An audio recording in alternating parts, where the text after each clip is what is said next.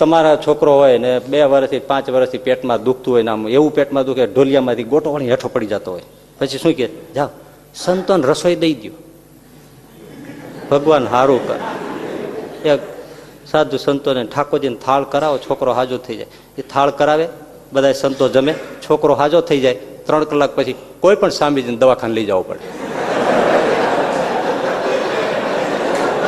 તમને શું થાય? મને પેટમાં બહુ દુખે, ઓયલાનું મટીને અહીંયા આવ્યું. હા હા, એટલે બધા બેઠા હતા ને, પતિ પત્ની હતા ને મહેમાન આવ્યા હતા. મહેમાને ઓલી ઘરવાળી બાઈ હતા ને, એ બાઈને પૂછે ને, ભાભી થતા છે, સંબંધી થતા, એને કીધું ભાભી તમને માથાનો દુખાવો હતો મટી ગયો? હા કે લગ્ન થયા પછી અહીંયા આવ્યા પછી અમને હાવ મટી ગયો. ત્યાં એનો ધણી કે મટ્યો નથી, ટ્રાન્સફર થયો જ, અહીં મારે આવ્યો છે. એટલે દરદ છે તમારા અમારી પાસે આવે છે. આ